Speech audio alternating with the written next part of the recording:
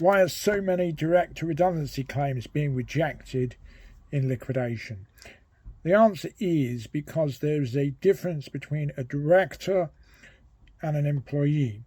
Director can be an employee, but very often when a company is going into liquidation, the actions of the director, as far as the insolvency service or the redundancy payment service are concerned, who are the people who ultimately in the first instance make the decision as to whether or not there will be a government payout in relation to a redundancy claim by a director, one of the key things that they look at is, was that director in their minds and in the minds of a normal employee actually an employee? Now, what that means is that the mere fact that a director turns up every day and does work doesn't give them the status of an employee.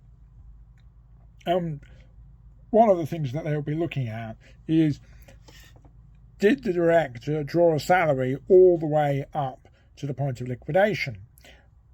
Not only that, were there PAYE payments?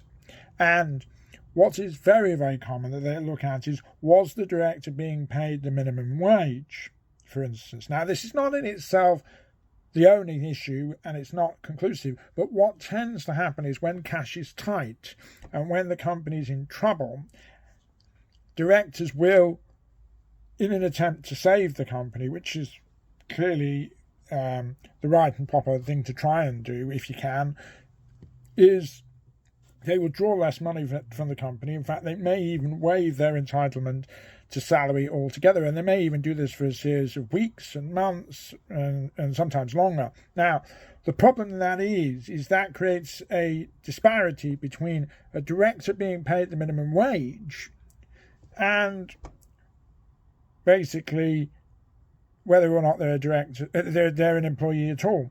Because if they are an employee, in general terms, you have to be paid the minimum wage. But director can be an officer, and they can simply do work in that capacity, and they don't qualify as an employee.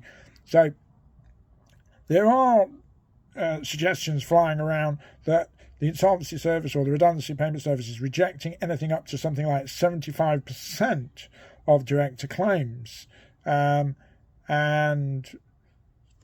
it is possible to challenge this, but you might have to go to an employment tribunal. Questions, queries, concerns, give us a shout. We know insolvency inside out.